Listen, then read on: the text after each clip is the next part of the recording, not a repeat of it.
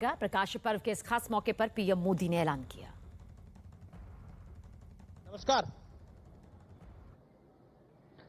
नमस्कार अमित जी, कैसे हैं आप? पहले तो क्षमा चाहता हूं कि मैं व्यक्तिगत रूप से वहां पर नहीं रह सका, इसके लिए आपके और आपके दर्शकों से क्षमा भी चाहूंगा, लेकिन आपने फिर भी अवसर दिया जुड़ने का, आपका मैं आभार प्रकट करता हूं।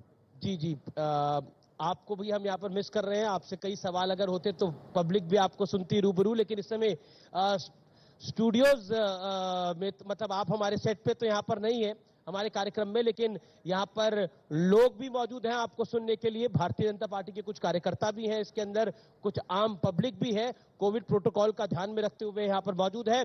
और टेलीविजन स्क्रीन के माध्यम से, डिजिटल के माध्यम से न्यूज 18 के इस महामंच को करोड़ों लोग इस समय सुन रहे हैं। तो अनुराग जी, पहले मेरा आपसे सवाल यही है कि 5 राज्यों में चुनावों का ऐलान हो गया है, आपके कंधों पर यूपी जैसे बड़े राज्य की जिम्मेदारी है, आप सहप्रभारी हैं यहां पर। क्या आपको लगता है कि 2017 में तो बीजेपी चढ़ाई कर रही थी, बीजेपी डिफेंसिव नहीं थी, क्योंकि आप क्रिकेट भी खेलते हैं, बीजेपी क्योंकि सत्ता में नहीं थी इसलिए सत्ता में आने की लड़ाई लड़ रही थी, लेकिन इस बार आप सत्ता में हैं, आपको डिफेंड करना है?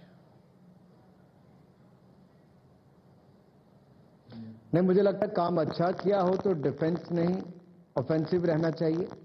आपने, मैं अगर 5 साल पहले लेकर जाऊं तो हमने कहा था हम गुंडा राज भ्रष्टाचार से मुक्ति दिलाएंगे, गुंडा राज माफिया राज के खिलाफ प्रहार करेंगे। आज 5 वर्षों के बाद मैं आपके मंच पर खड़ा होकर कह सकता हूं, जो जनता से हमने वायदा किया था गुंडा राज माफिया राज के खिलाफ प्रहार करने का, वो किया भी। जिन लोगों की तूती बोलती थी, अखिलेश जी के राज में जो लोग संरक्षण को एक तरह संरक्षण देते थे पूरे गुंडा राज और माफिया राज को, हम कह सकते हैं योगी जी की सरकार में उस माफिया के खिलाफ कड़ी कार्रवाई की गई, माफिया को माफ नहीं किया गया और गुंडा राज से मुक्ति दिलाने का काम भी योगी जी ने वहां पर किया है। ये वायदा था हमारा उत्तर प्रदेश की जनता से, क्योंकि जिस राज्य में भय का वातावरण होगा, जहां पर बेटी सड़क पर नहीं जा सकती है, दुकानदार दुकान को शाम तक नहीं खोल सकता है, व्यापारी खुलकर उद्योग नहीं कर सकता, नया व्यक्ति निवेश लाने नहीं आ सकता, ऐसे उत्तर प्रदेश में जहां बिजली ही मुश्किल से आती थी पूर्व की सपा की सरकार में, उसके खिलाफ जनता ने वोट किया था। आज मैं कह सकता हूं, अगर पूरे उत्तर प्रदेश में बिजली दी, उन तारों पर करंट आया है जब सपा की सरकार के समय लोग कपड़े सुखाने के लिए बिजली की तारों का इस्तेमाल करते थे, आज योगी सरकार में बिजली पहुंच रही है। लेकिन अखिलेश गांव तक पक्के मकान, सड़कें, ये बनाने का हमने काम किया। जी, लेकिन अनुराग जी, अखिलेश जी तो बहुत सारी मैं यहाँ पर उपलब्धियां गिना सकता हूं, लेकिन बड़ी बात यह है कि गुंडा राज और माफिया राज के खिलाफ कड़ी कार्रवाई हुई है। लेकिन अखिलेश जी तो फ्री बिजली की बात कर रहे हैं। अखिलेश कहते हैं कि मैं तो बात कर रहा हूं विकास की, और बीजेपी टोपी की बात करती है, बीजेपी रेड अलर्ट की बात करती है, बीजेपी जिन्ना की बात करती है, मैं तो विकास की बात करता हूं। बीजेपी माफियाओं की बात करती है, मैं तो विकास की बात करता हूं। और आप कहते हैं कि हम दंगल करवाते हैं, और वो दंगल माफिया को संरक्षण देते थे। मैं आपको उदाहरण देकर कहना चाहता हूं आपके चैनल पर। जी, समाजवादी पार्टी की सरकार में उन लोगों के मुकदमे वापस लिए गए जिन्होंने संकट मोचन पर बम धमाके करके निर्दोष लोगों की हत्या की, जिन्होंने उत्तर प्रदेश के अलग अलग कोनों में बम धमाके करके आतंकी हमले करके लोगों की जान ली, उनके मुकदमे वापस करने का काम अखिलेश यादव जी ने किया था। ये भाजपा ने उस समय विरोध किया विपक्ष में रहकर, हाई कोर्ट ने उसका संज्ञान लिया और उन लोगों को वापस जाकर फांसी की सजा हुई। इस पे अखिलेश यादव जी को क्या कहना है? इनके लाल टोपी तो उस खून के रंग से। जी अनुराग जी, आप कह रहे हैं कि वो जो लाल रंग है वो कहना खून चाहते हैं आप अमित जी? मैं जी, आपको मेरी आवाज मिल रही है अभी? मैं कह रहा हूं कि वो देखिए कितने लोगों की वहां पे हत्या हुई, कितनों के सुहाग उजड़े, जी, कितनों के साथ क्या क्या हुआ, कोई बहन की इज्जत लुटी, कोई दंगे हुए। कोई चौथा दिन ऐसा नहीं जाता था अखिलेश सरकार में जब दंगे नहीं होते थे। उत्तर प्रदेश में योगी जी की सरकार आने के बाद दंगों का नामो निशान नहीं रहा। खेलों को बढ़ावा मिला, युवाओं को आगे आगे बढ़ने का अवसर मिला, रोजगार भी बिन भेदभाव मिला। पूर्व की सरकार में देखा जाता था कहां से आते हो तब नौकरी मिलती थी, हमारी सरकार में बिना भेदभाव रोजगार मिला है। इसलिए यूपी में भारतीय जनता पार्टी की सरकार लोग चाहते हैं। लेकिन आपने एक बयान दिया था, उस और बयान को यहां मैं तक कि जी अनुराग जी, आपने एक बयान दिया था दंगा और दंगल वाला। मैं उस बयान को मैंने कोट भी करा, लेकिन मैं बड़ा स्पष्ट पूछना चाहता हूं आपका मतलब क्या था। आप कहते हैं ये हम दंगल करवाते हैं, ये दंगा करवाते हैं, लेकिन क्या आपको लगता नहीं है कि जिस चुनाव के अंदर विकास की बात होनी चाहिए, जिस चुनाव में ये होनी चाहिए बात कि डबल इंजन की सरकार ने क्या काम किया, उस चुनाव में दंगा की बात हो रही है, उस चुनाव में जिन्ना की बात हो रही है। असद ओवैसी के आते हैं, वो कहते हैं कि मुसलमानों को अपना हक चाहिए। कहां जा रहा है ये चुनाव? आपकी तरफ से कहा जाता है कि अब मथुरा की बारी है, करो तैयारी। मैं आपको स्पष्ट कहना चाहता हूं, विकास के मुकाबले तो ये कहीं पर खड़े ही नहीं होते। विकास की कई गुना हुई रफ्तार यूपी फिर मांगे भाजपा सरकार। क्यों? इनके समय 15 मेडिकल कॉलेज थे, हमने 60 मेडिकल कॉलेज कर दिए। इनके समय केवल 2 एयरपोर्ट थे, हमने 5 नए एयरपोर्ट खोल दिए। इनके समय लोगों को पक्के मकान नहीं मिलते थे, हमने 46 लाख लोगों को पक्के मकान बनाकर दे दिए, 2.5 करोड़ शौचालय बनाकर दे दिए। गरीबों को डबल और मुफ्त में राशन दिया, ये मोदी और योगी सरकार ने दिया है। इनके समय जितनी सड़कें थी उससे 4 गुना ज्यादा सड़कें बना दी। इनके समय 1 एक्सप्रेस हाईवे बना, हमने मात्र 3.5 साल में 4 बना दिए। 3.5 साल इसलिए क्योंकि 1.5 साल कोरोना के समय चला गया। हमने बगैर समय गवाए अपनी ओर से वो किया है जो शायद ये अपने सपनों में भी नहीं सोच सकते थे। इनके समय किसानों को पैसे नहीं मिलते थे, हमने धान की कीमत, गेहूं की कीमत 47% ज्यादा, न्यूनतम समर्थन मूल्य की और दोगुनी खरीद भी की। किसानों के कर्जे माफ किए, 86 लाख किसानों के कर्जे माफ किए, 36,000 करोड़ का कर्ज माफ किया। इसके अलावा पीएम किसान सम्मान निधि से 2.5 करोड़ किसानों को सीधे तौर पर उनके खाते में पैसा जाता है। ये मोदी सरकार में हुआ, योगी सरकार में हुआ। यही नहीं, अन्नदाता के लिए बिजली के बिल हमने आधे कर दिए। अखिलेश जी कहते हैं बिजली के बिल माफ करेंगे, मैं कहता हूं इनके समय तो बिजली नहीं मिलती थी, इन्होंने तो माफ तभी किए हुए थे। बिजली देते तब तो माफ करते। अरे बिजली अखिलेश जी के समय होती तो क्या बात थी, ये योगी जी की सरकार के समय आके गांव गांव तक बिजली की तारें पहुंची, बिजली के कनेक्शन पहुंचे और अब बिजली के दाम भी आधे करने का काम किसानों के लिए हमने किया है। वहीं 24 घंटे बिजली शहरों में, ग्रामीण क्षेत्र में 20 से 22 घंटे मिल रही है। आपने एक और बयान दिया, आपने बोला ये समाजवादी पार्टी को इत्र का मित्र आप बता रहे हैं। अखिलेश यादव का कहना है कि कन्नौज की सुगंध राजधानी तक आ रही है, लेकिन लखनऊ से लेकर दिल्ली तक दिल्ली वाले लोग, उन्होंने जो एग्जैक्टली बोला कि लखनऊ से लेकर दिल्ली वाले लोग इसे बदनाम करने की कोशिश कर रहे हैं। और वो आज हमारे मंच पे भी थे और साक्षात्कार भी हुआ। उन्होंने बोला गलती से छापा डाल दिया अपने ही आदमी पर भारतीय जनता पार्टी वालों ने। अगर किसी ने अपने आदमी पर छापा डाला, एजेंसी कोई देख के नहीं डालती। और ये भी है, छापा किस पे पड़ा, दर्द किसको हुआ, इत्र का मित्र, उसकी फोटो भी सोशल मीडिया में चल रही है। अखिलेश जी छिपाए नहीं छिप पाओगे, परफ्यूम लाने वाले भी आप थे, दिखाने वाले भी आप थे।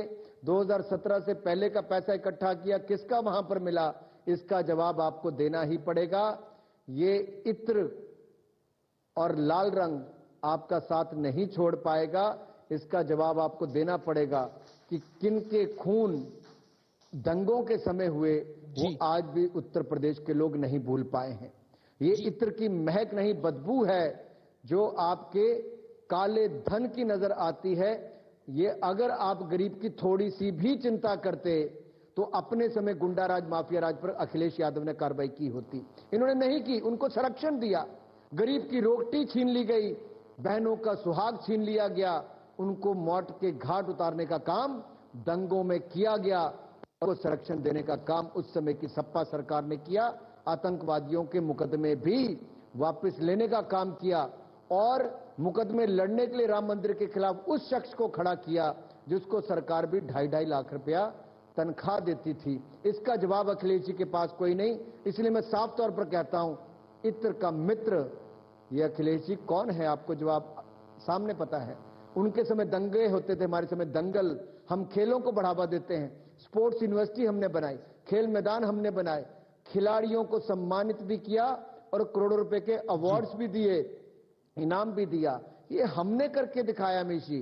हमारे पास उपलब्धियां हैं जनता के पास बीच में जाने के लिए, इनके पास कुछ नहीं है। एक उपलब्धि जिसकी बात मुख्यमंत्री योगी आदित्यनाथ भी करते हैं, प्रधानमंत्री मोदी भी करते हैं, अमित शाह भी करते हैं, केंद्रीय गृह मंत्री जेपी नड्डा भी करते हैं, आप भी करते हैं, धर्मेंद्र प्रधान भी इसका जिक्र करते हैं। वो कहते हैं कि हमने बाहुबलियों को ठिकाने लगा दिया है, चाहे अतीक अहमद हो, चाहे मुख्तार अंसारी हो, अब वो सब जेल में है।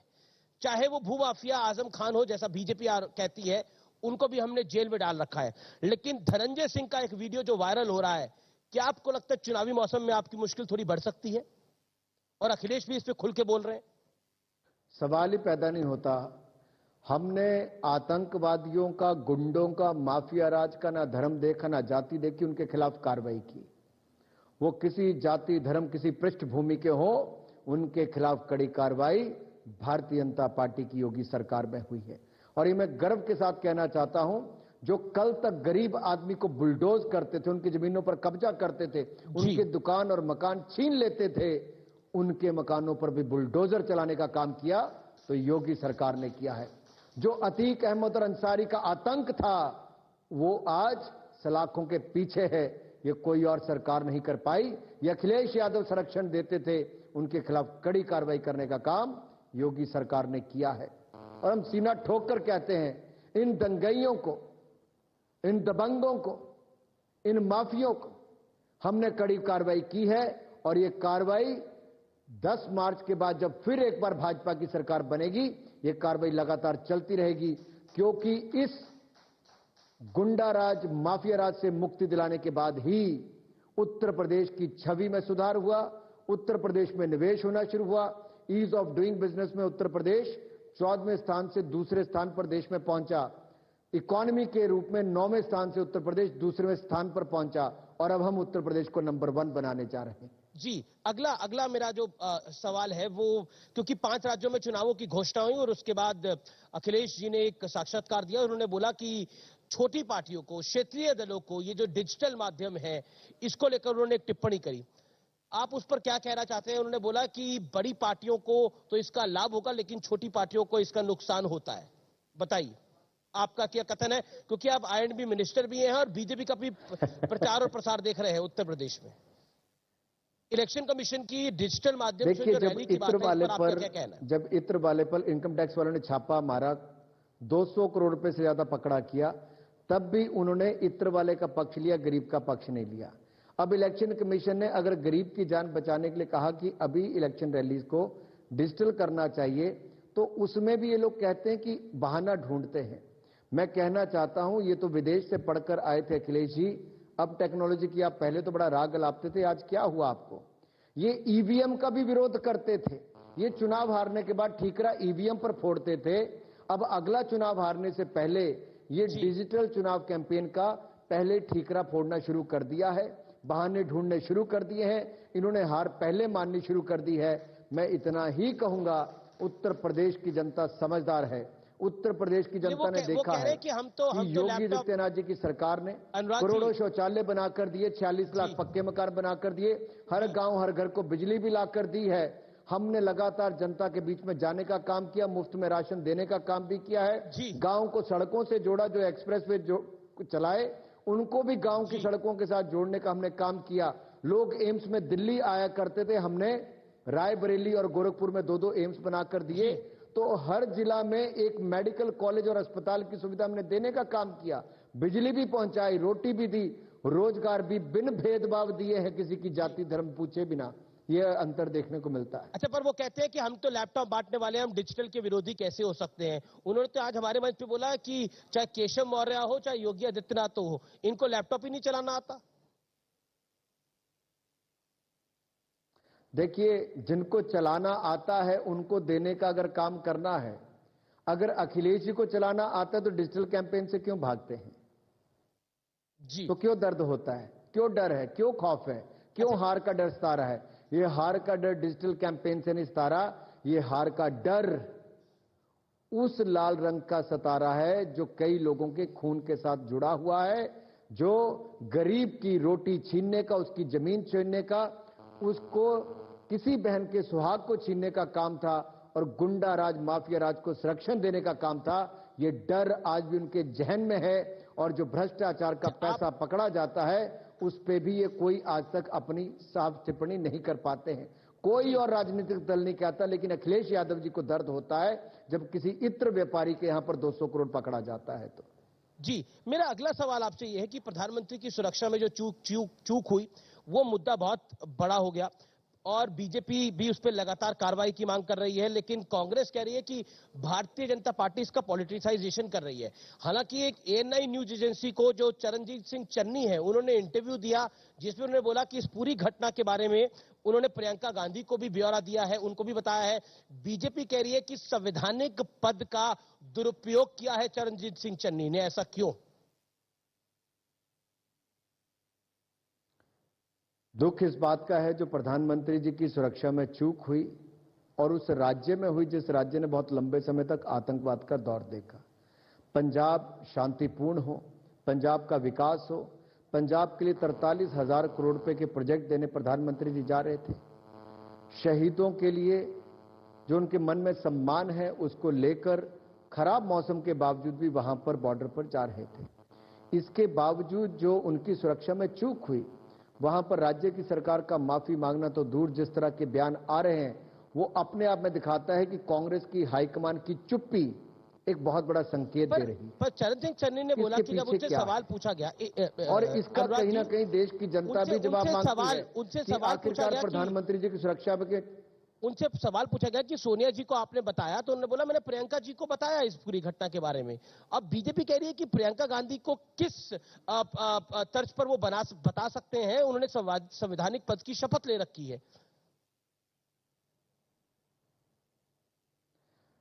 आपने मेरी बात अमीश जी पूरी नहीं होनी थी, मैं वही कह रहा था जी जी कि कांग्रेस हाईकमान चुप क्यों है। प्रधानमंत्री जी की सुरक्षा में चूक हुई उनके शासित राज्य में हुई, कांग्रेस हाईकमान की चुप्पी, सोनिया गांधी राहुल गांधी जी की चुप्पी क्यों? जिस पार्टी के पास आज तक अपना अध्यक्ष नहीं, जो अपना अध्यक्ष 2 साल से न चुन पाए, 19 की हार के बाद, बाकी हार के बाद जो आज तक उस हार से बाहर ना निकल पाए, उस पार्टी कि प्रदेश की सरकार में ये कांड हो जाता है और वो चुप रहते हैं, ये अपने आप में बहुत बड़ा प्रश्न चिन्ह खड़ा करता है। और उसके बाद एक प्रश्न चिन्ह ये खड़ा होता है कि उस राज्य का मुख्यमंत्री जवाबदेह किसके प्रति है, प्रियंका जी किस पद पर है जी, ये प्रश्न खड़ा होता है। और सोनिया जी राहुल जी इस पर चुप क्यों है? प्रधानमंत्री जी की सुरक्षा में चूक हुई। लेकिन कांग्रेस का आरोप है, जो मैंने सवाल पहले भी इसके पीछे क्या षड्यंत्र था, क्या साजिश थी, क्या कोई इस पर प्रकाश डालेगा? जी, आप पॉलिटिसाइजेशन कर रहे हैं, आप राजनीतिकरण कर रहे हैं, इस आरोप का आप कैसे जवाब देते हैं? नवजोत सिंह सिद्धू ने बोला कि आपके पल्ले कुछ नहीं है पंजाब के अंदर, आप इसका फायदा यूपी उत्तराखंड में लेना चाहते हैं, गोवा में लेना चाहते हैं, एक सिंपैथी वेव क्रिएट करना चाहते हैं। देखिए उन्होंने कमान पकड़ रखी है एक एक करके कांग्रेस वालों को बाहर निकालने की। जी, सिद्धू जी कितने अगर कांग्रेसी ये उनके प्रदेश वालों को पता है जी, और इसलिए उस पर तो मैं जाने नहीं चाहूंगा। मेरा सवाल कांग्रेस के राष्ट्रीय अध्यक्ष से है, कांग्रेस के पूर्व अध्यक्ष से है कि उनका मोदी जी की सुरक्षा में चूक होने पर क्या कहना है। क्या वो अपनी चुप्पी तोड़ेंगे? क्या उनकी राज्य की सरकार से जो चूक हुई उस पे क्या है? और कानून अपना काम करेगा, कोर्ट ने इसका संज्ञान लिया है, जो कंसर्न डिपार्टमेंट्स हैं वो इसकी जांच करके कार्रवाई करेंगे। हम इसको राजनीतिक टूल नहीं दे रहे, लेकिन देश की जनता ये जानने के लिए बार बार कहती है कि आखिरकार प्रधानमंत्री की सुरक्षा में चूक क्यों, ऐसा क्यों हुआ? मेरा अगला सवाल आपसे ओवैसी के बारे में है। ओवैसी कहते हैं कि मुसलमानों को अपना हक मिलना चाहिए और इस बार नहीं मिलेगा तो कब मिलेगा? क्या आपको लगता है कि एक तरफ से भारतीय जनता पार्टी पोलराइज करने की कोशिश कर रही है, दूसरी तरफ से ओवैसी पोलराइज करने की कोशिश कर रहे हैं?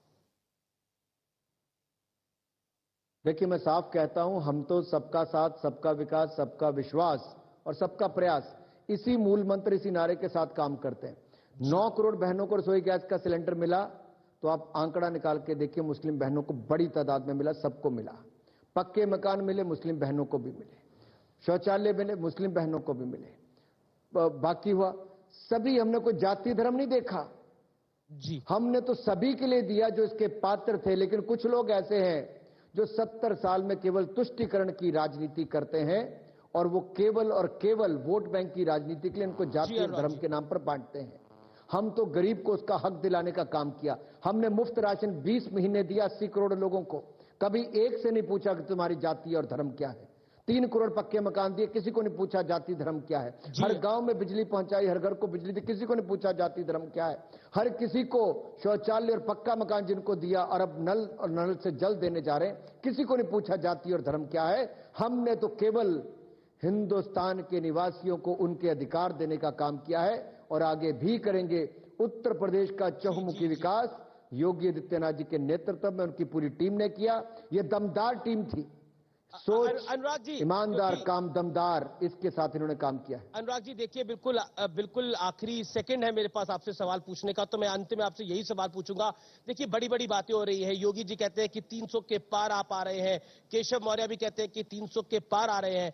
आप सह प्रभारी हैं, क्या आपको लगता है कि इस बार दिक्कत बड़ी होगी? क्योंकि 2017 में तो आपकी लड़ाई जो थी वो सरकार में आने की थी, इस बार सरकार बचाने की है।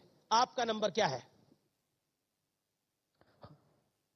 हम 2014 में भी सत्ता में आए तो कोई नहीं कहता था पूर्ण बहुमत लेंगे। 272 सीटें देश की जनता ने मोदी जी को दिलाई जी। 5 साल अच्छा काम करने के बाद 2019 में चुनाव लड़ने गए, तब भी मीडिया के लोग बड़े बड़े क्यास लगाते थे ये तो 200 नहीं पहुंचेंगे। देश की जनता ने 303 सीटें जिताई।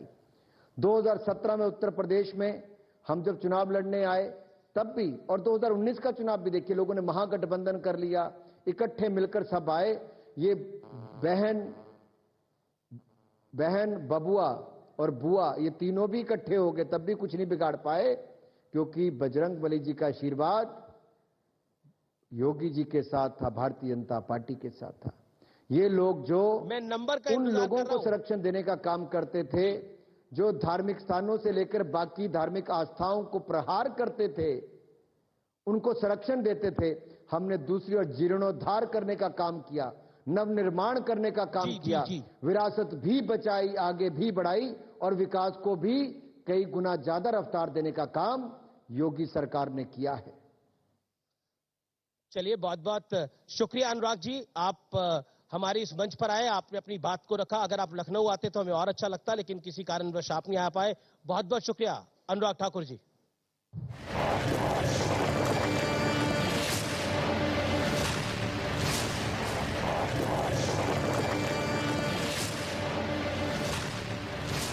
पार्टी के अध्यक्ष अखिलेश यादव ने मांग की, जिन पार्टियों के पास वर्चुअल रैली के लिए प्लेटफॉर्म नहीं है उन्हें ज्यादा वक्त मिलना चाहिए। हालांकि वो बीजेपी को घेरने से नहीं चूके। बीजेपी के पास पहले से बहुत इंफ्रास्ट्रक्चर है, वो सरकार में है, इलेक्शन बॉन्ड भी सबसे ज्यादा नहीं मिलते हैं।